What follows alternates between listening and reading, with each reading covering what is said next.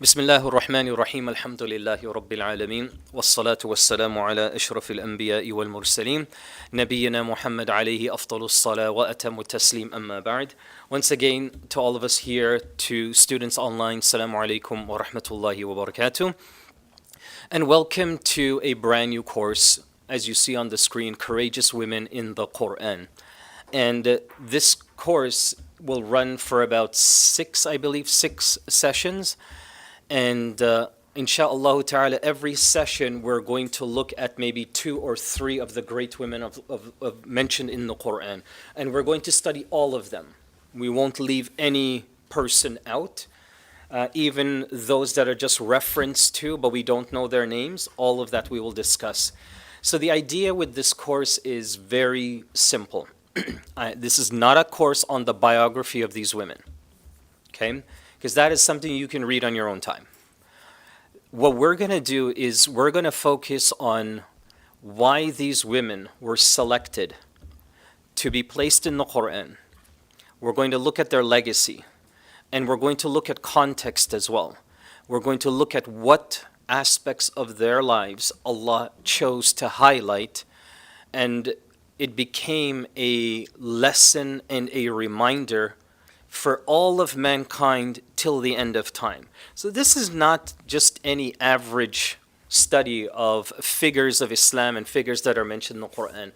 Like, these are the elite and the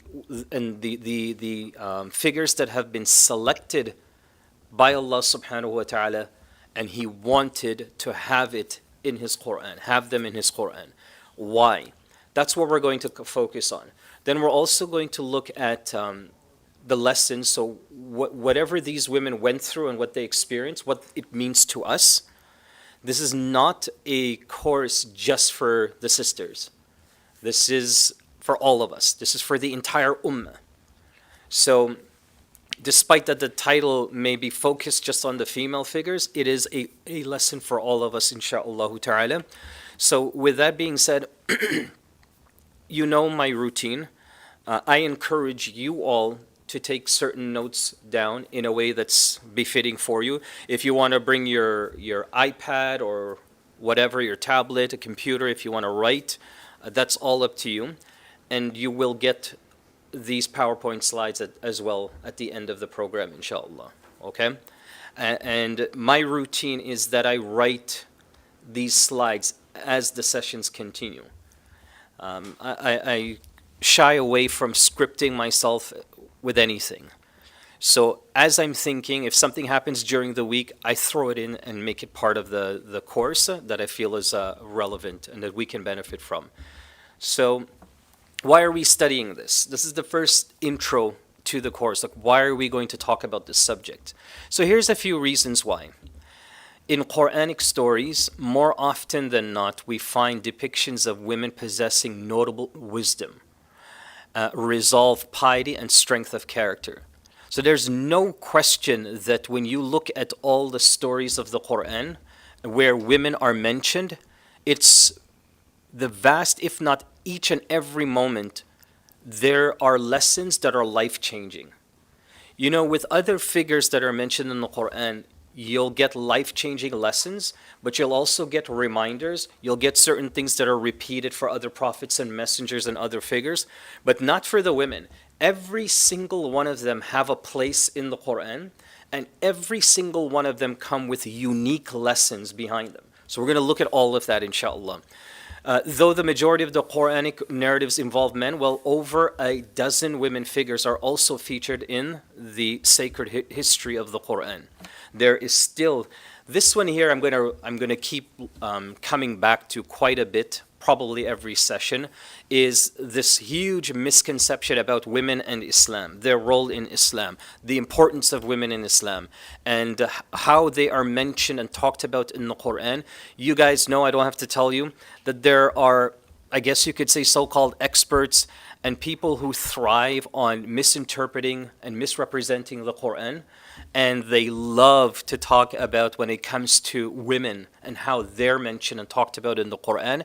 This is definitely one of those cherry-pick type topics that people who love to abuse the Quran would use as a tool or a weapon against Muslims. So it's really important that we understand these roles and why they're mentioned and so on. The Prophet ﷺ said in the pre-Islamic period, we used to have no regard for women whatsoever. So this is going to set the tone of why the subject is here, why Allah chose to put these figures in the Qur'an. Before Islam, we used to have no regard for women. But when Islam came and Allah made mention of them, this caused us to realize that they have rights upon us. So before Islam, things were pretty awful for women. There are other hadith that narrate to us that women were always considered property. So when a father dies and he leaves behind his wealth to be inherited by his children and members of his tribe, as part of that inheritance would be his daughters. So he literally put their names in the will and say that you can have this person, you can have that person. Like, it's a pretty awful practice. The worst of it pre-Islam is, we all know and we've all seen, there are certain there are specific surahs that mention this, that allude to the idea that women, or if you gave birth to a female child, that nobody wanted a female child, so they buried them alive. And this is found in a couple of surahs in the Qur'an, Surah Al-Zukhruf, Surah Al-Nahl. وَإِذَا بُشِّرَ أَحَدُهُمْ بِمَا ضَرَبَ لِلرَّحْمَنِ مَثَلًا ظَلَّ وَجْهُهُ مُسْوَدًّا وَهُوَ كَظِيمٌ. So this particular verse, whenever they were blessed with a daughter, untha, and the first thing that they used to do is ظَلَّ وَجْهُ. ظَلَّ is a shade. Their faces became dark. What that means is they just got really angry. The tone of their face, everything, their expression, everything changed. It was like just somebody died when they saw that a daughter was born.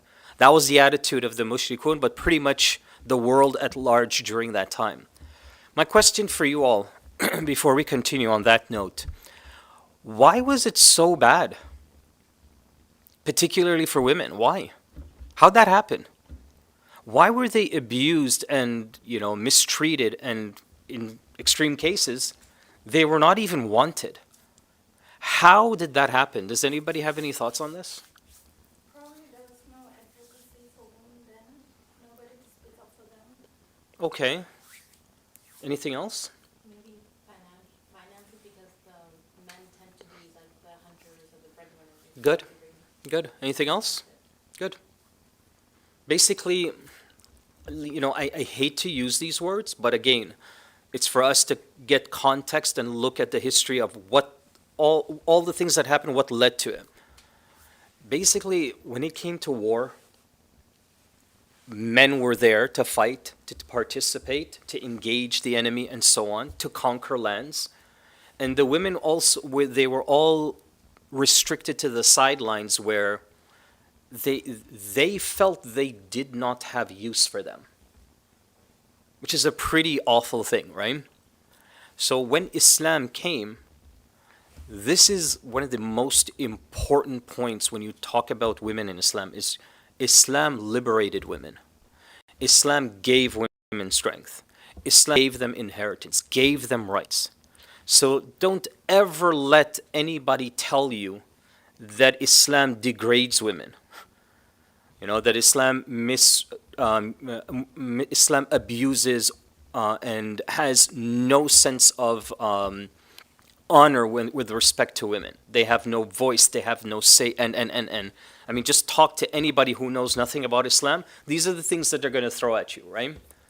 So this hadith, when Islam came and Allah made mention of them, this caused everybody to realize, okay, now the tables have shifted, but they've shifted to the point now where now she can inherit. Now she can also have wealth. Now she has a voice. That's what Islam did. It empowered them. So we're going to eventually come to, okay, so if that is what Islam did for them, how still, until this day, they are still somewhat misunderstood and misrepresented. You ever hear the saying, bad habits die hard? Yeah, sometimes the old habits, they just don't disappear. they get carried on from one generation to another and to another. And we see that till this day. There are certain cultures in the world that sort of still carry the same attitude towards women. They just kind of see them as things and abuse them and use them. Wallahu al-musta'an. The lives of incredible women are also shared in the Qur'an. Allah has preserved their stories so that we can learn from their courage, belief, and determination. Propelled by their hope and trust in Allah, these women of faith birthed cities, saved their families, ruled kingdoms, and stood against oppression. Now, lastly, I write there, if we were to just disregard everything that we've just said, why are we studying this subject? That's a sufficient answer as well. Why not? Like, do I have to justify why I need to study the women of the Qur'an? You see, what I'm trying to get at is, it's an attitude. Like, if you concentrate on something that is considered completely normal and okay in Islam, but people focus and, zoom in that, no. We need to really concentrate and put focus on them and really understand. And it sets the tone that this is sort of like a special needs group. That there's something wrong. That's why we've got to spend a little more time focusing on them, talking about them, because things are just... And if we step back for a second and just treated this group like the way we treat others, they become all one unit. That's why you probably heard the famous actor when he was asked in an interview if he liked or he wanted to have a Black History Month, if he liked that whole idea. I think his name was Morgan Freeman, right? So he was asked in an interview, right? Do you like Black History Month? He said, no, I hate it. He's black himself.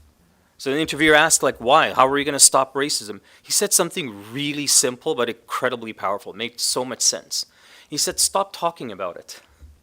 Stop referring to me as a black man, and I'll stop referring to you as a white man, and I will refer to you as your name, and you will refer to me as my name. So normalize all the races. And that's where I feel that sometimes when you concentrate on a group that doesn't really need that kind of attention, they just need to be treated like everyone else, that usually puts them on the same pedestal now. You get everybody on the same level. But it's a little bit more complicated when it comes to women in Islam. It's a little more complicated, and we're going to see how and why, okay? But I still wanted to throw that in there just so that we have that to reflect on. These are some of the names that we're going to look at. So the wife of Imran, Maryam, all those that you see, as well as here. Asiya, the wife of Fir'aun, Adam's spouse, all of these figures, every single one of them we will look at. These are all the women mentioned or alluded to in the entire Qur'an. This is a list of all of them, inshallah, right? So like I said, you will have all of this. It's just more for your reference. Today, what we will look at is we will look at the life of Asiya, and we may even start Adam's spouse, but we'll see how it goes, inshallah. Okay. Do you guys like that? Was that pretty cool? You guys want to see it again? Okay, here we go. Bismillahirrahmanirrahim. I was proud of myself. Apparently a 3-year-old can do this, but I just figured out how to do it the other day. Okay, let's start off with Asiya bint Musaim. This is her name. Asiya bint Musaim. Musaim, we don't have much information about who he was, father. We don't know anything. We don't even know what his last name is. Okay, so, but we do know for a fact that Asiya bint Musaim is her complete name. Ibn Hajar, rahimahullah, yeah. So, I'm just going to ask you a general question, right? When we actually look at Islam history, right? The woman's name has always been the first name of the father, right? Now, was it a tradition where after she got married, the name had to change, or under Islamic, I can't find anything where the name had to change? Yeah, it's not necessary Islamically for that to happen. Yeah, it's not a requirement. She is definitely allowed to keep her last name. But tradition, Islamic culture and tradition, it is encouraged because some of the ulama believe that when you go back to, let me reword it, some cultures in Islam believe that this was a way for her to guarantee inheritance, guarantee rights, is that she took the name of the father. It was more of an empowerment thing for her. And none of that really is relevant in this day and age, especially where we are. So it's really just a preference. The ulama, they don't have any sort of concern on this subject. They don't encourage one over the other. It's really up to you. So for the most part, it's just all a cultural thing. Yeah, and it's left at that. Ibn Hajar rahimahullah, does everybody know who Ibn Hajar is? Ibn Hajar rahimahullah is the first scholar to ever write an explanation for Bukhari. Okay? He wrote 25 volumes to explain all of the hadith of Bukhari. So he mentions, among the virtues of Asiya, the wife of Fir'aun, is that she chose death over royal privilege and torment in this world over the luxury in which she was living.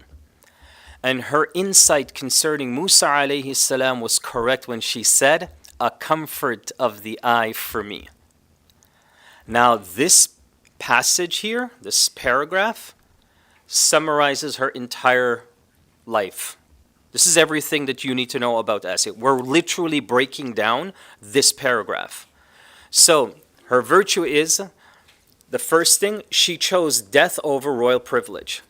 So that sets the tone of what was important to her.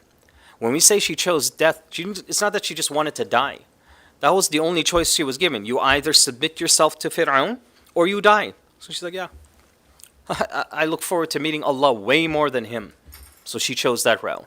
So we're going to look now at all of this and break it down as we start her legacy. Her courage against evil. So Asiya bint Musaim, radiyallahu anha.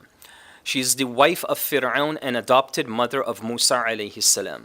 Now, nowhere in the Qur'an or in the Sunnah does she refer to Fir'aun as her husband. She never ever referred to him as her husband. She only called him by his name. And you'll see the only ayah that she's mentioned in Surah Al-Tahrim, she also mentions, وَنَجِّنِي مِن فِرْعَوْنَ.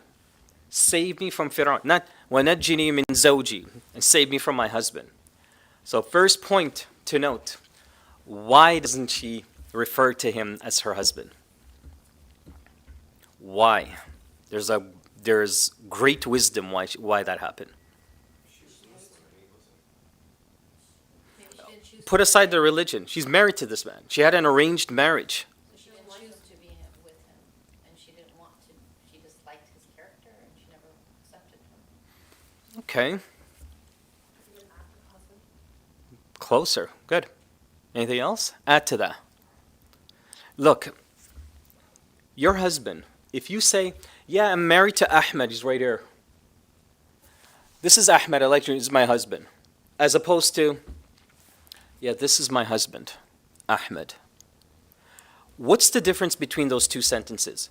If you were to introduce your husband, but you just call him, yeah, hi, I just want to introduce you to Ahmed. This is the guy I married. As opposed to, this is my husband, Ahmed. What's the difference between those two sentences? Respect. You don't even have to go that far. It's just all about respect. The title of a wife, it makes her different from every other woman. When I say, okay, I'm married to this person, but then I add to her, she is my wife. That's a connection now that I only have with her, that I don't have with any other lady, any other woman, any other husband. So when you refer to your spouse, not just by their name, but also by the title of your husband or your wife, that's an additional layer of honor and respect to him or her. I mean, you've probably seen tons of videos on social media where, okay, this is my girlfriend, as opposed to, This is my girlfriend. One day she'll be my wife. And then she stops and she's like, you called me your wife? Really? And the whole video is just like, wow, you actually said those words to me? And she's just like over the moon. And the same thing with him. Sometimes she'll be like, yeah, my boyfriend, but yeah, he's kind of like my husband. Then he just also freezes and he's like, wow, you look at me, I know you really love me. I know you really care about me. So there's an element of that respect, and it develops and it gives a perception of deep, deep love and for one another. She never uses those words with her husband because, as you mentioned, there's nothing to respect about him. Yeah, I'm just married to this guy, Fir'aun. And the adopted mother of Musa alayhi salam. Everybody know the story how this happened?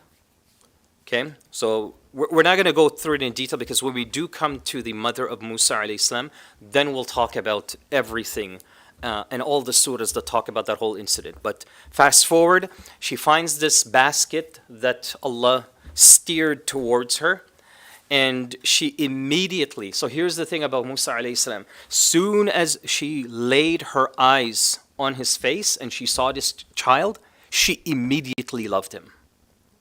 She fell in, she's like, this is my baby, I'm never letting him go. So something was definitely beautiful and special about Musa alayhi salam. And you know what's interesting? That's Asiya, how she felt the first time she saw Musa alayhi salam, right?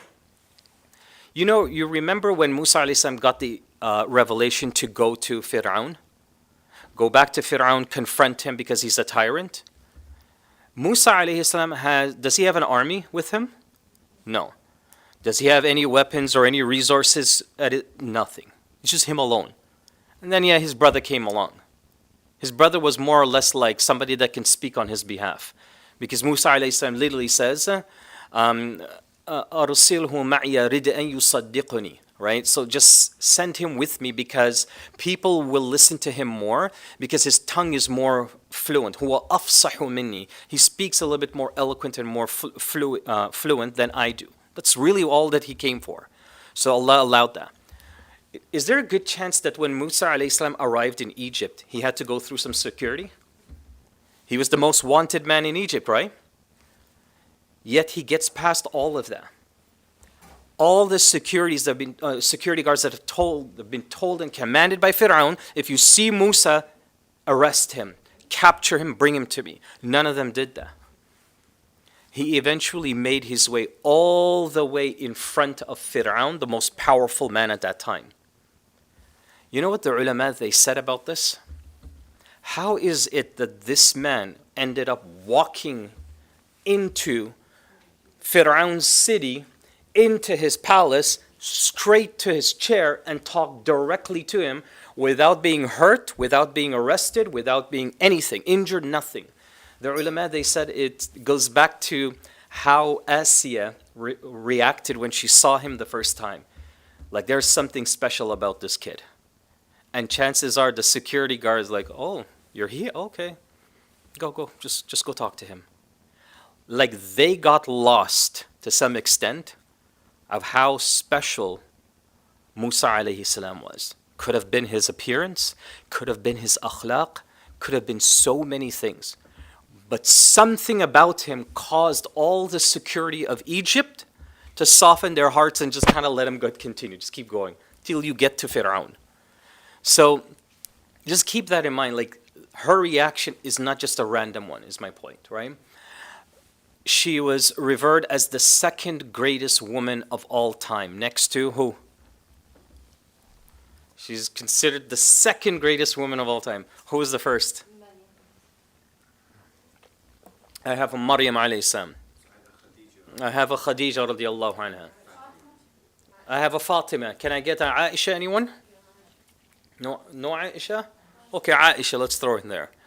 So yes, Khadija radiallahu anha is considered the first. The hadith mentions Khadija radiallahu anha first, then Asiya's name is mentioned afterwards, as these are the top greatest women ever to touch the ground, and they will also be the leaders of Jannah for all the women. That's quite an honor. You are leading every woman that had ever touched the ground. that Allah has accepted from the first day till the last day, you are the leader. You are of the elite. Okay. She secretly accepted Islam after witnessing miracles of Musa alayhi salam. Does anybody know what miracles? What were some of the miracles that she saw? Come in. What was some of the miracles that she saw?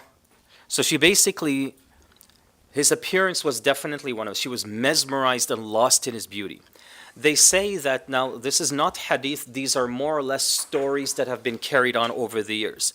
There's a scholar by the name of Imam al-Zahabi rahimahullah, and he gathered, actually have it in my library in my office, he gathered about 30 volumes of just biographies of great women and men of the past. All the companions, those that came after him, pious men and women. And in there he mentions that some of the stories that have been carried or passed on is that Asiya radiallahu anha, Musa alayhi salam was an incredibly easy child to raise. He was beautiful and perfect in every way. He wasn't the kind of child that would like throw a fit once in a while, or take like one of the cups and throw it and break it across the room. Like, he wasn't that kind of child. He was just different. And so overall, raising him and teaching him, she also built this love and connection. And some of the ulama said that was part of his miracle. Like, he was just a pleasant, beautiful child, very different from the rest. Everybody who saw Musa alayhi salam as a young child also fell in love with him. So these miracles started at a very young age, and not necessarily after Musa alayhi salam becomes a prophet, because those miracles now are obvious. Does anybody know what some of those miracles are, by the way? What are some of the miracles that Musa alayhi salam performed as a prophet? Say again? Okay. Okay. So his staff turned into a serpent. So how come the serpent didn't do anything to Musa? Because the ayah says that Allah tells him to throw the staff to the ground, and then it becomes the snake or the serpent. And the word that's used usually describes a venomous snake that's incredibly dangerous. Why did the snake not touch him? Because Allah commanded it not to do that. And the reason why I'm saying this is very simple. When everybody else saw the snake, they ran for their lives. They're like, if this snake touches you, you're dead. And Musa alayhi salam he's almost the same size as me, but he's not going to do anything. It was massive. It was giant. Is there another miracle? So Asiya radiallahu anha is watching all of this, by the way. Is there another miracle that he performed that we know of? Put your hand in your pocket. تخرج بيضاء, something that looked like an egg, but it was pearly white. It was beautiful. It looked like a piece of pearl or treasure. But all of a sudden now he's pulling out treasures from his pocket. All of these are miracles. Now here's the thing. Did Fir'aun perform miracles in return? Was he able to do, quote unquote, his own type of magic? Yeah. Sihr and magic in general was a thing back then. Right? It was a thing back then. You know how they always talk about the mystery of the pyramids and how they were built and so on and so forth? And nobody can't figure out why? I have my own theory in my head. I visited the pyramids before. So I have my own theory in my head. Just some of the reading that I've done over the years on the pyramids. You want to take a guess what I think it is? Not jinns in particular, but if this is happening at the time of Fir'aun, and magic was present then there's a possibility that was also a tool that was used to aid them in building these massive structures. But Allah knows best, right? That's kind of my my whole theory and take on the thing, right? Because has anybody here gone to the pyramids? Yeah. So you can definitely appreciate how massive and unbelievably insane the structure is and how perfect it is. Everything down to the last inch is just perfect. So She secretly accepted Islam after witnessing some of these miracles. Her marriage to Fir'aun was arranged. She was exceedingly rich but humble. Asiya instantly felt motherly love towards him. She told the Pharaoh or Fir'aun about the baby. The incident has been described here. وَقَالَتِ امْرَأَةُ فِرْعَوْنَ. See, and Pharaoh's wife, the imra'a of Fir'aun. So, doesn't say her name, doesn't even say his wife, imra'a. Imra'a literally means woman. Zawja is the wife. That's not mentioned here. So that title is not, so what you get from that is that the title of my husband and my wife is not just given to anybody. It's not just a loose term you throw around. Because think of all the things you have to go through to arrive at marriage with that person. And the intent is you remain with that person for the rest of your life. That's a big deal who Allah puts in that scenario to take those titles. Right? This person's going to be your wife. This person's going to be your husband. That's a huge deal. That's why Allah called marriage mithaqan ghalidha. That this was a sacred covenant. Like it's serious business. So, وَقَالَتِ امْرَأَةُ فِرْعَوْنَ قُرَّةُ عَيْنٍ لِي وَلَكَ. A refreshment of the eye to me and to thee. So it's very wordy. I don't really like this old English type of translation. So I'm going to give it to you in my own words a little. So she says, قُرَّةُ عَيْنٍ لِي وَلَكَ. Qurra, have you heard this term before?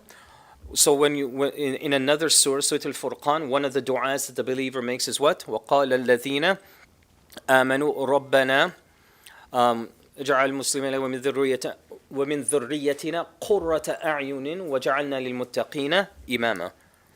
So the parents, they ask Allah, and the believer asks Allah, to make my children, my wife and my children, قُرَّةُ أَعْيُنٍ. We use this term all the time, and most of the time it's translated as coolness of the eyes. That's one meaning behind قُرَّةُ أَعْيُنٍ. قُرَّةُ أَعْيُنٍ also means when you cry out of joy and happiness. Like when you see your kid performing wudu for the first time all by themselves. Like that's a qurratu a'yun moment, right? It brings you to tears, but it's joy and happiness.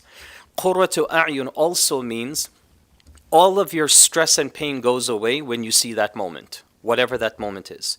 So she is really saying, this kid is so special to me, like I feel something different just looking at him. I feel something totally different. So that's qurratu a'yun. So you see how much like these words are so much deeper than what they appear to be. لا تقتلوه عسى أن ينفعنا أو نتخذه ولدا وهم لا يشعرون. So she says, لا تقتلوه, don't kill him. Why would Fir'aun do that, by the way? Why would he even think about doing that? Why would he just take this innocent baby and just kill her? He was killing all the babies and mothers as well, right? So this was just on the list. And it made it even worse because this kid just showed up out of nowhere. It's not like you could go back to their family. So there's even more of a reason for him to just get rid of this kid. But she stands up and she says, don't kill him. Because maybe we can benefit from him. Or we can even adopt him. وَهُمْ لَا يَشْعُرُونَ. And nobody around us is going to know or realize, like, this kid is ours. Like, we can keep it really discreet. And we'll select who sees him and who visits us and so on. It was said that, she couldn't have any children. Right? This is why the idea to just adopt this child came to mind. But it could also mean that she literally, because of her reaction and love, the attachment she developed, that she wanted to have this child. Yeah. Sometimes when you read this ayah, right, Yeah. it actually gives kind of like an insight to her personality as well, right? Yeah. Like Pharaoh is a tyrant, and he has himself a god, so he has this complex. Yeah. And she's that strong as a woman to be like, we're going to keep this child. So this was my next point, right? The fact that she stands up. Now remember Fir'aun. Fir'aun, I always, like I've said this many times over the years, right? I really believe this. If a human being gets to a point where they start killing children, there is no hope for mankind. Like if children become an enemy and they are literally being exterminated, what's left? There's no humanity left if that's how humans will treat children. So because of their innocence, they can't defend themselves, they can't speak, they can't do nothing. They're just literally that innocent. So she stands up to him and she says to him, don't touch this child. Allah allowed that those words sunk into his heart. This is the worst heart, perhaps, to ever walk the face of this earth. The deepest, darkest heart ever. And who stands up in front of her? A woman, and says, don't touch him. And then she even says, you know what? He'll be beneficial to us. He'll help us out somehow. As if Fir'aun needs it. He's the richest man, he's the most powerful man, he's got the most servants and slaves, as if he actually needs it. But Allah allows it to happen, softens his heart. So there's like these hidden miracles that are happening in this ayah. Here's the next point that I want you to just keep in mind. This is the bravery of women in the Qur'an. This is the first example. The women of the Qur'an, all of them, they never shied away for standing up what they felt was right. Not one instance of the entire Qur'an that any woman is mentioned that she shied away or she was scared and she didn't stand up for what she felt was right. Every one of them did that. And you'll see it. Every single story we go through, you'll see how these women, subhanAllah, the courage that they had. They literally stood not just in front of the face of the enemy, but even the leader of the enemies, and they didn't care. They had all they feared was Allah subhanahu wa ta'ala. Some of the ulama, what they said as a result, because of this courage that's being painted about these women in the Qur'an, why Allah blessed that women are the most reliable narrators of hadith. Like, nobody has preserved Islam better than women. None. I'll tell you that when you study hadith sciences, you go through a lineage, right? This person narrated to this person who narrated to this person all the way back to the Prophet ﷺ, right? We know each of them.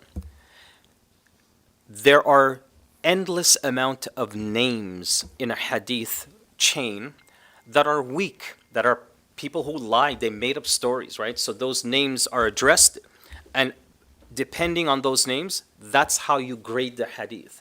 So a hadith will become, let's say, acceptable, but it's not completely authentic. Why? Because there's a name in the lineage that's questionable. Maybe they don't have a full biography of who that person was. Or they were known to tell a fib or a lie here and there, so we can't really trust them. So we have lots of male names like that. Scholars have authored volumes of books just on the weak names to watch out for when you're looking at hadith. Guess how many female names are in that list? 0. There does not exist one female narrator of hadith that is questionable in all of the history of Islam. When you hear Aisha radiallahu anha that she narrates a hadith, you never ask questions about the authenticity. It's 100% authentic, all the way. So Allah gifted women this incredible ability to preserve and protect the deen. This is why you may hear speakers. I make sure, like I say it all the time in my talks, khutbahs, all the time. There's no Islam without women. There's no hadith without women. Bukhari took and put his collection together. Also, he narrated and he listened to hadith from women as well. Like, there's no Islam without them. So don't trivialize when you look at لا تقتلوا عسى أن ينفعنا أو نتخذه ولدا وهم لا يشعرون. She knows her husband. وهم لا يشعرون. So nobody's going to really pay attention. We'll keep it real discreet. She knows that that's all he cares about. What are people going to think that, our kid is somebody we just found that floated in from the river? What are people going to say? So she knows. He's like, don't worry, nobody's going to say anything. Okay. One day, there's a famous story. It's probably the only story that comes close to something authentic about Asiya radiallahu anha. The vast majority of her stories, like I went through every one of them that I could find online through books. Every single one of them were classified as either fabricated or just simply da'if. They were unreliable. This one here in particular was the one that was narrated the most. I found this story in a few books. So some ulama say there looks like to be some truth to this story just because it's been carried on from, many scholars have narrated it. So it seems like it might have some element of truth to it. The daughter of Fir'aun, from someone other than Asiya, heard her hairdresser say, Bismillah. So she reported it back to her father as he would find this a reason for execution. So he sentenced the hairdresser and her children to a public death in a pit of burning copper. So, all because she said Bismillah. All because she displayed her Islam. Does that sound familiar? It sounds like the story is one that we probably hear every now and then in this day and age. When you display your Islam, you get targeted.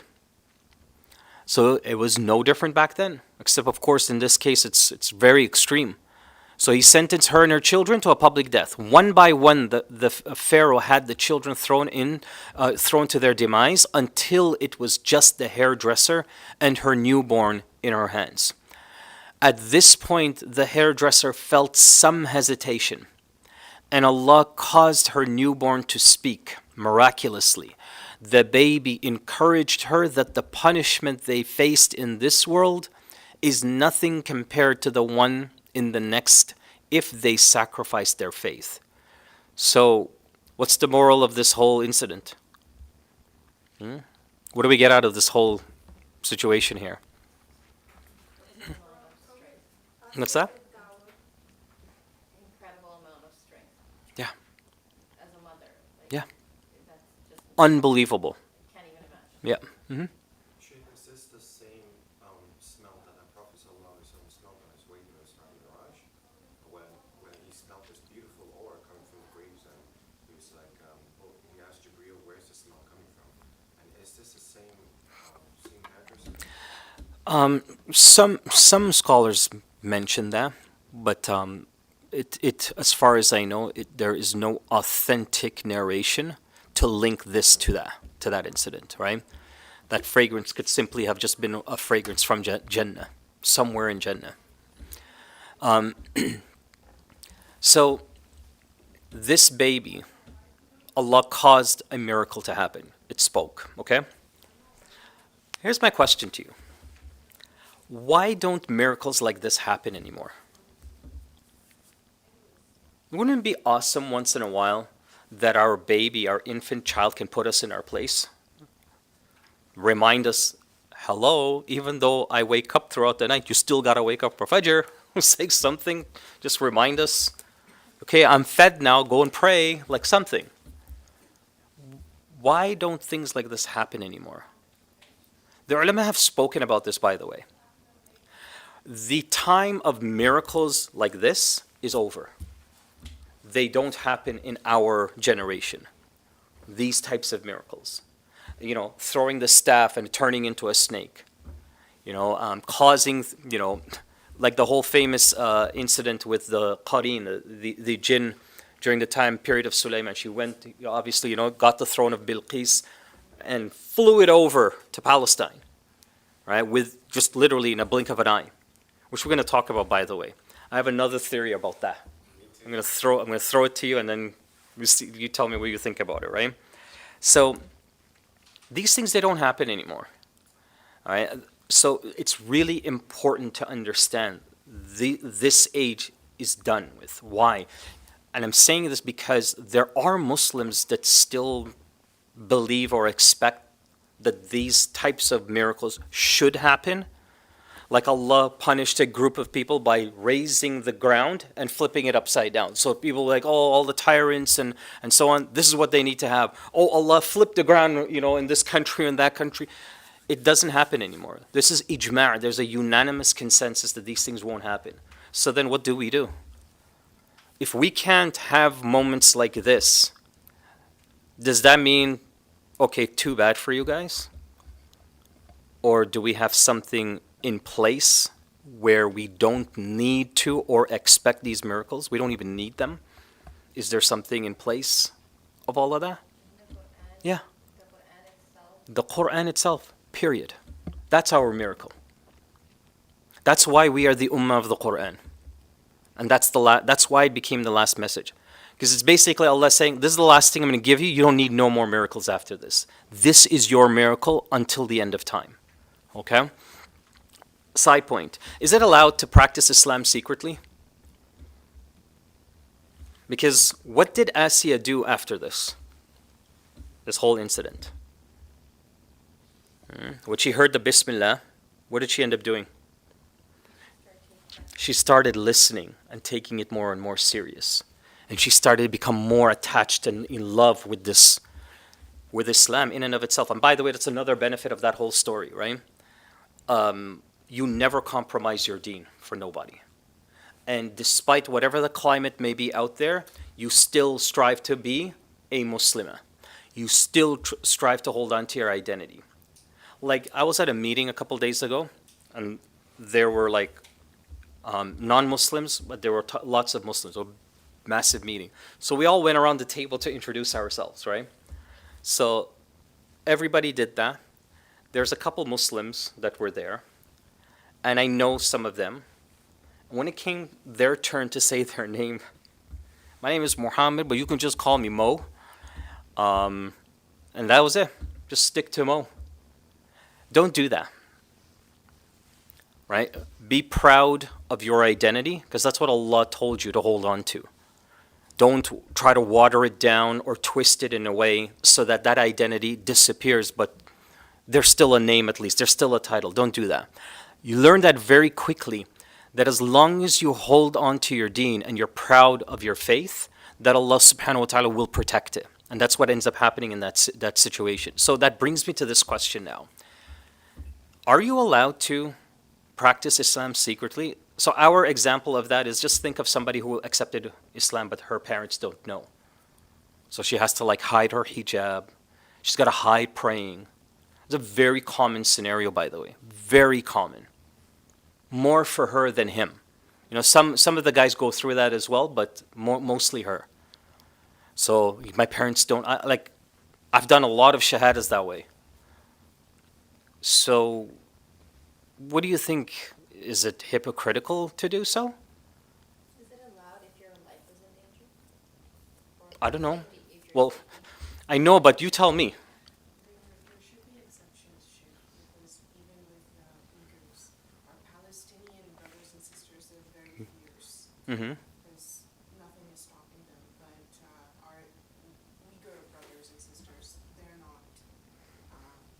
I mean, They don't have the freedom of that much. so I get that, right? Like when you're confined and you're controlled and all of those things, you're absolutely right. In a scenario like that, you can't do anything about it. You're not required to do anything in front of Allah, if that's your scenario, right? If you could be killed by just praying, then you don't pray. You pray with your heart. You pray with your eyes, right? We have all those options in the deen. But push aside those options for a moment and go to the revert. She just became Muslim, but her parents don't know. Is she supposed to be like, well, mom, dad, I did this for Allah, not for you guys, so too bad? But then they might disown her. They might even abuse her. They might threaten her. They might force her to go back to her old ways. You're not going to put that on in front of me, this, that. So can she do it secretly and privately? The answer is, how did Islam start? Go back to that moment. When the Prophet ﷺ first got the revelation, how did the da'wah begin? Do you know where? It was happening in private like spaces within the mountains, like tiny little caves. Think about it.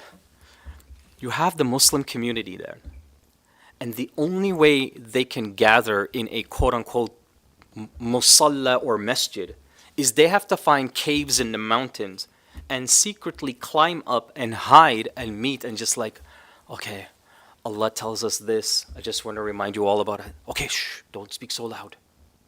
That's how Islam began. So, go back now to the question. Is it allowed to? There is nothing hypocritical about this.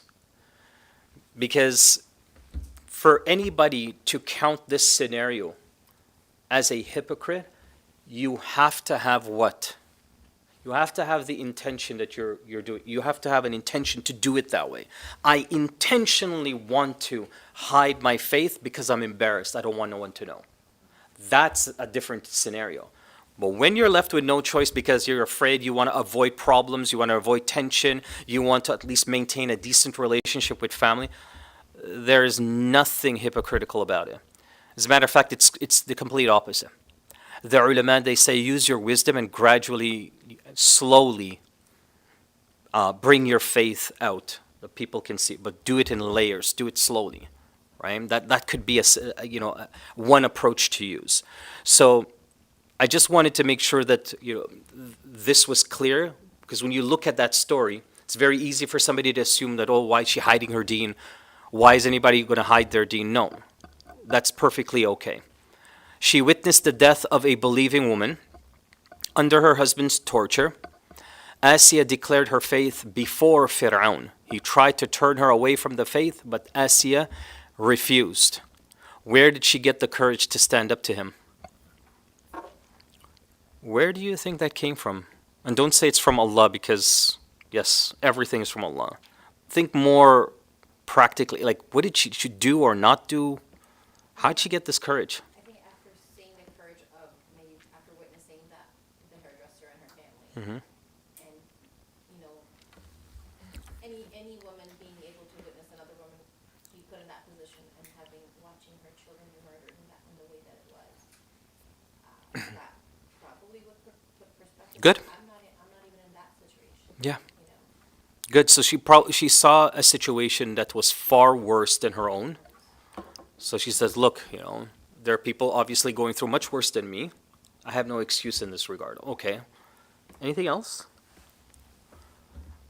There's a lot more to her courage and where it came from. There are stories of Asiya radiallahu anha that she would be up during the night just praying. Not salah like us. Just her own way, how they would do it back then. And I guess you can consider it like her own type of qiyamul layl, her own type of tahajjud, where she just had this incredible love to connect with Allah. Does anybody know what that looks like today?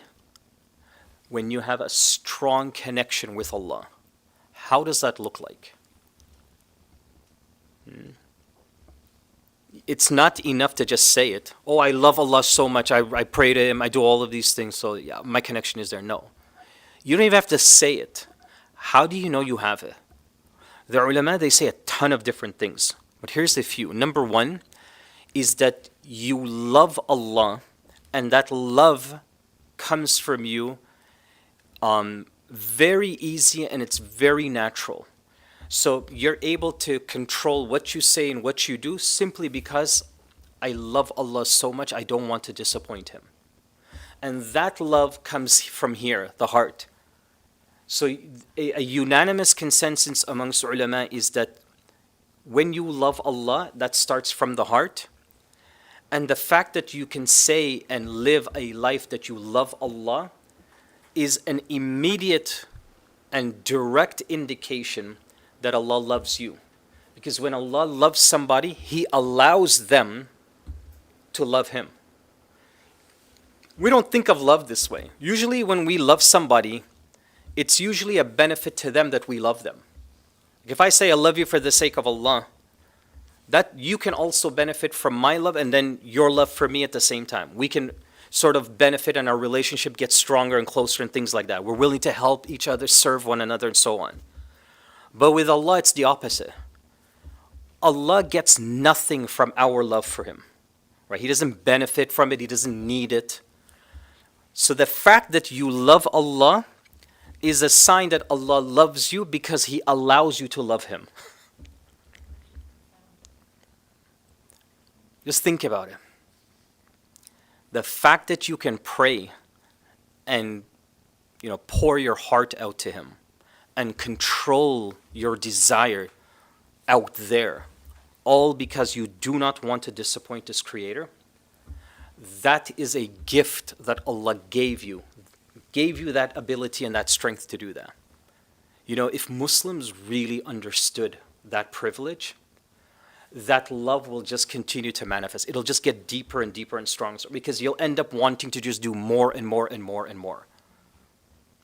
Umar ibn al-Khattab radiallahu anhu used to have a whip with him, okay? And he had this whip during his Khalifa period because anybody who was up to no good or committed a crime, back then there wasn't any police type structure that came later on during the time of Umar ibn Abdul Aziz radiallahu anhu, right? But before that, it was just really the Khalifa that would enforce any laws.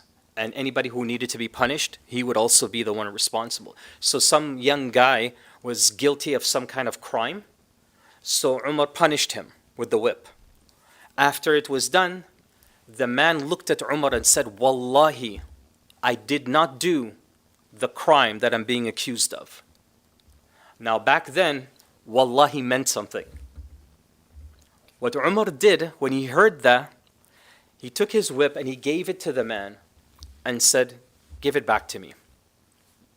I apologize, but give it back to me. If I have wronged you, I deserve it in return." The man took the whip and gave it back to Umar and said, "Forget about it, it's done." He went home. Fajr time the next day, when the man got up, he's going to go to the masjid, he opens his door. Guess who's sleeping on the floor in front of his door? Umar radiallahu anhu. So the man looks at him and says, "Umar, what are you doing here?"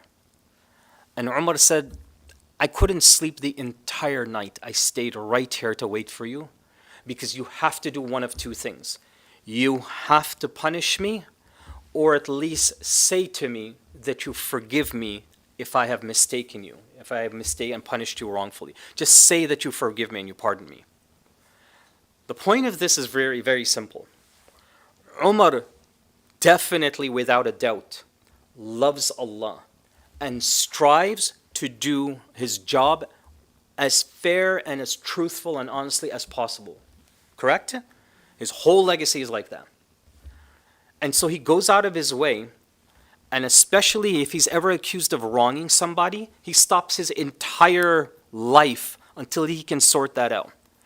And for me, when I read this story, I thought to myself, look how much Muslims hurt one another and still go to bed at night. They peacefully go to sleep. No big deal. They'll stop talking to somebody for 30, 40 years or even their whole life. No problem. But Umar, one of the greatest human beings to touch the ground, look at the extent he goes to just to gain the forgiveness of this person, this random guy who was potentially a criminal. He did something wrong. So my point here is that that's how you know that Allah loves you. He keeps giving you and opening these doors so you can do the right thing. And that's a privilege for us, not for Allah. So she witnessed the death of this believing woman. But the point is, all of these elements is how Asiya was able to build that courage. She had time for herself. She would self-reflect. She took her duty seriously to raise Musa alayhi salam. And she also allowed Musa alayhi salam to also choose his journey, which we'll come to a little bit later. An example for all of mankind. Yes, salam. We only have 15 minutes left. Okay. An example for all mankind. Asiya was a sincere believer and fully submitted herself to Allah. I love this ayah. This is the only ayah that she's alluded to in the Qur'an. But subhanallah, just look at this ayah, how she speaks to Allah. Everything you want to know about Asiya radiallahu anha's heart is in this ayah. Allah says, وَضَرَبَ اللَّهُ مَثَلًا. Pause. Daraba is literally means to strike. Daraba also means to hit. Daraba linguistically means to make contact with something. Okay? That's why when you perform tayammum, the Prophet ﷺ said in the hadith, tadrib or wadrib, hit the ground. Doesn't mean like punch it, just like pat it, make contact with it, and then remove the excess and perform your tayammum. So daraba, to make contact to some extent, right? Allah says, I want you to listen to this example as though it literally just like slapped you in the face. Like it caught your attention immediately. So every time Allah starts an ayah with daraba, it's just like Ya ayyuhalladhina amanu. There is a lesson there, pay attention to it. This is an example you need to take. So Allah says, وَضَرَبَ اللَّهُ مَثَلًا. Allah gave an example. لِلَّذِينَ آمَنُوا, for the people who believe. إِمْرَأَةَ فِرْعَوْنَ, the wife of Fir'aun. So imra'a back then was used as wife, but linguistically, imra'a literally just means woman. Okay, linguistically, it literally means woman, but cultures will take certain words and use it differently, add an additional layer of meaning. Hijab is a perfect example of that. Hijab does not mean a headscarf. Hijab is those curtains. That's hijab. But we don't use it that way, right? So it's the same idea with the term wife here. So imra'a, the wife of Fir'aun, who prayed. So Asiya radiallahu anha, we've already talked about how she refers to him as Fir'aun, never as my husband. إِذْ قَالَتْ رَبِّ بِنِي لِي عِنْدَكَ. She said, Oh Allah, build for me close to you. See this word here? عِنْدَكَ. So there are two words in the Qur'an to describe being close to Allah. You have عِنْدَ, عَيْن نُون دال, and then you have ma'a, mim ayn. These are the two words to mean be close to Allah. Ma'a is the closest you can be to Allah. Ma'a is the closest you can be to Him. And that closeness, each and every time you get there. So for example, Allah says, Wallahu ma'a sabirin. Allah is extremely close to the people who are patient. Meaning Allah will protect them. Allah will love them. Allah will accept them. They will be the people of Jannah and. Ma'a, Allah gives special care to those people. Whenever He uses the word ma'a, this is a special group that Allah has a special concern for. Inda is more generic. So what is she asking for then? She's saying, build me a house anywhere near you. Just anywhere. I just want to be around the vicinity. Just somewhere. In other words, she's saying, I'll accept anything that makes me close to you. So even if I'm not next to your kursi or your throne, at least near you somehow. She's content with that. What you learn from that is any tiny little blessing you get, you absorb it and you take it. Every little opportunity, you take it. Some Muslims, they try to plant a tree upside down. So they want to start at the top of the chain and work their way down. And there's no foundation, there's no planting of any seed, there's no nurture to allow yourself to grow, to develop. Just jump right to, I want to go do this, I want to do that, I want to be this, I want to be that, and there's no foundation in place. She's thinking all about just the foundation. I just want to be near you and I'm happy. So that's the first thing, inda. Baytan, everybody knows what bayt is? Baytan literally means house, but baytan is anywhere that you spend the night in. So if you go to a hotel and you spend a couple nights there, that's your home for 3 nights, for 2 nights, right? It's the place where you go and you are a person that you will never be in public. So that person in the house, whoever you are in that house, so you wouldn't dress the same when you're outside, you wouldn't act the same when you're outside. That's your home, that's your place of privacy, that's called baytun. So she says, build me a house. Okay. Basic Arabic. If you say al-bayt with a alif lam, in Arabic we call this ma'arifa. means like it's definitive, like it's the house. There's no alif lam attached to this word. So it's non-definitive. So she's basically saying, build me anything. Even like a small square, corridor somewhere with a little roof, I'm happy. She doesn't care. She comes from the highest level of luxury in existence. And all she's asking for is anything that I can live in that is near you, I'm happy. Just any house, whatever. An igloo, I don't care, whatever. Just something. Do you see how the ayah is starting to tap into who she is? She has no care, no need for the luxury. That's a really powerful lesson for all of us. Her true luxury and care is just being close to Allah. And she's willing to throw all the luxury of this world just to have that. We have tons of stories of companions who did that. You've heard of the companion Mus'ab ibn Umair, radiyallahu anh.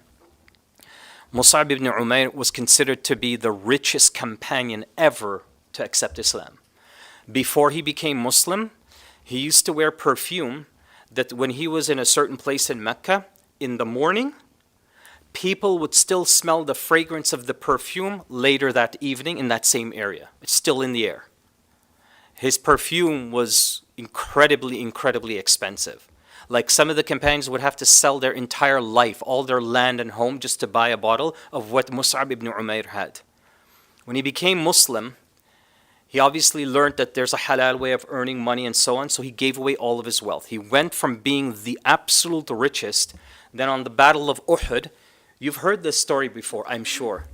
You heard of the flag bearer of the Battle of Uhud, the man who is in charge of holding that flag. That's the only instruction the Prophet ﷺ gave Mus'ab ibn Umair. Hold this flag. So all the other companions can see where the meeting point is, right? That's all he got. The enemy came, found him, and took one limb after another. So when one limb got cut off, shoved the flag in the other one. Because why? The Prophet ﷺ told him to hold it, so he didn't want to let him down. When that limb cut off, he fell to the ground, and still he had the flag kind of sitting on his leg and holding it together. Then the enemy came and took his life, pierced him in the chest, and he died with the flag on top of him, so it never touched the ground. And Mus'ab ibn Umair, when it was time to bury him, they took the branches of a date tree, a palm tree, and they covered him with it. Because why? The garment that he was wearing, when they pulled it to cover his upper body, the lower body was exposed. When they pulled it to cover the lower body, the upper body was exposed. That's how small his garment was. But it showed that he gave up every single luxury that he had just for Allah. And now he becomes one of the people of Jannah. And his legacy is a legacy that people will study till the end of time. There are tons of examples like this. Tons of companions who left it all for Allah. Asiya radiallahu anha is one of the first documented stories of any person doing that. And Allah captures all of it in this ayah. Then she continues. She says, Baytan fil Jannah, in Jannah. Meaning a house anywhere in Jannah. I don't care where. I don't have any preference. Fine. وَنَجِّنِي مِنْ فِرْعَوْنَ وَعَمَلِي. Now she's going to pray for all of us, by the way. This part of the ayah is a dua for all of us, especially the women. She says, deliver me from Fir'aun and his evil doing, and save me from the wrongdoing people. وَنَجِّنِي مِنْ فِرْعَوْنَ وَعَمَلِي وَنَجِّنِي مِنَ الْقَوْمِ الظَّالِمِينَ. The wrongdoers. In other words, the wrongdoers here is any other groups that act and behave like Fir'aun, save me from them. But because the plural is used, the ulama, they say that this dua includes all of the Fir'aun-like groups and people that will come after her until the end of time. So she basically prayed for all of us. Because we're all in this ayah with her. We're all believers. We're all Muslim. We all love Allah. We all want Jannah. We all want these things. So we're all part of this ayah. Now, one last thing. وَنَجِّنِي. Najini is the term that you use when you pass an exam. Okay, when you pass a certain when you pass a certain mark or a certain place, and you reach to the other side, you're considered of those who are happy, victorious. You won. So wanajini. So in this case here, to keep her safe, to save her from anything to do with Fir'aun, but to at least just count me from amongst those that you're pleased with, that we pass the test of this world and we pass Yawm al-Qiyamah and we get into Jannah. So her dua goes farther than Fir'aun is my point. It's not just about Fir'aun anymore for her. Yeah, save me from Fir'aun, save me from all of his crazy actions that he does, but also just save me in general. That's what Najini is. It's used for all scenarios. So this ayah here is really and truly her dua. Did someone other than Asya make a similar dua, by the way? This part of the dua, here's your hint. Min al-qawmi al-zalimin, and save me from the wrongdoers. Somebody else made that exact same dua.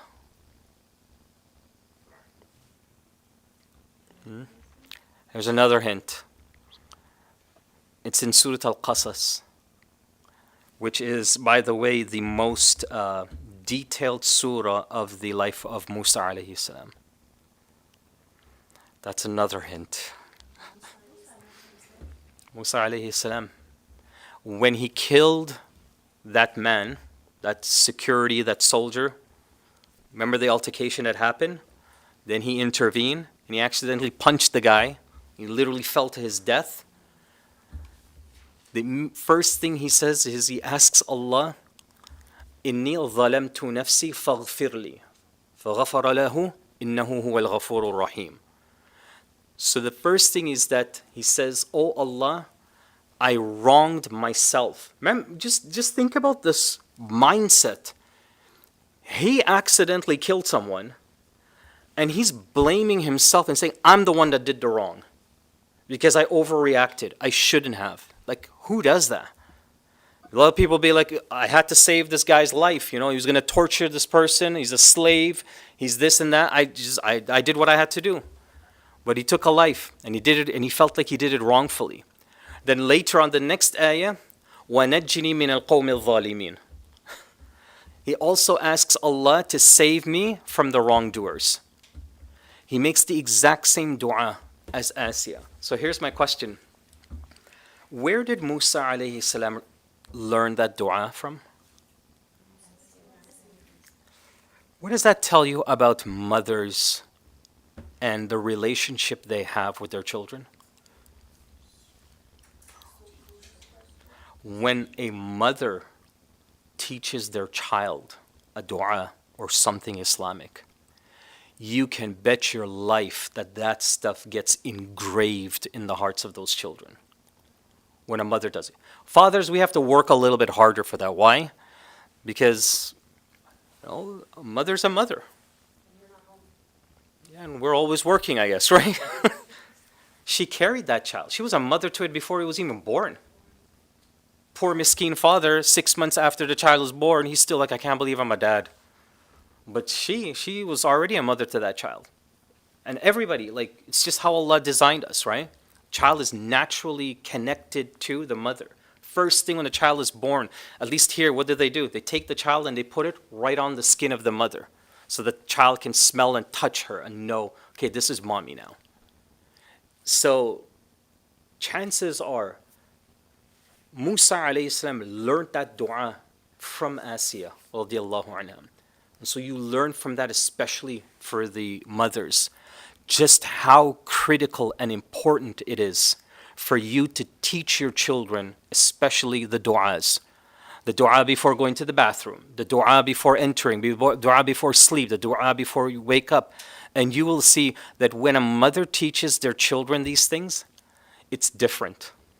It's just different. Look, I have a daughter and a son, right? And you guys see, this is my job. I teach Islam full time.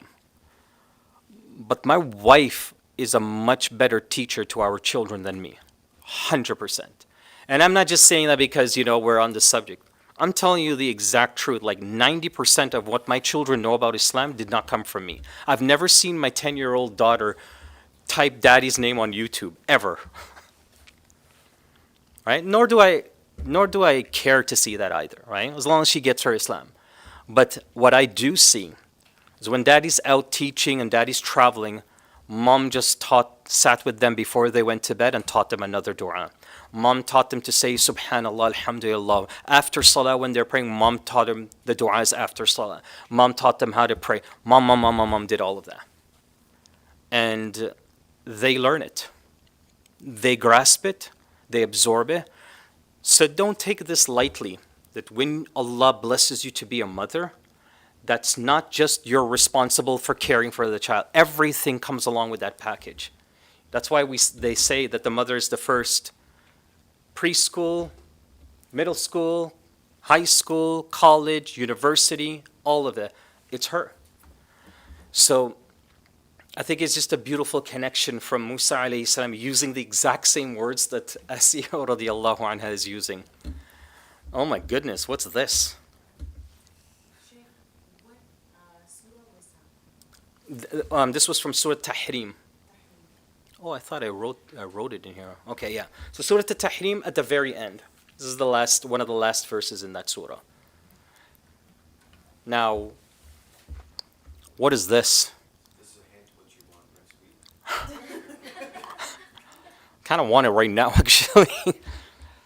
It seems pretty random. Does anybody recognize what this plate of food is? Looks like there's some chickpeas, tomato, peppers. Looks like there's some meat or something in there. And it's sitting, it looks like on some hummus or something, or other types of chickpeas or something, right? Or lentils maybe. So pay attention to this dish. Prophet ﷺ said, there are many persons amongst men who are quite perfect, but there are none perfect amongst women except Maryam, Asiya, the wife of Fir'aun, and the excellence of Aisha as compared to women is that of tharid over other foods. So, what's this all about? This dish is what is mentioned in this hadith. It's called tharid. This dish is one of the most favorite meals of the Prophet ﷺ. If he could eat this every day, he would. It's called tharid. You can find it anywhere, even like if you go to the Arab side of Toronto, the Middle Eastern side, the Mississauga.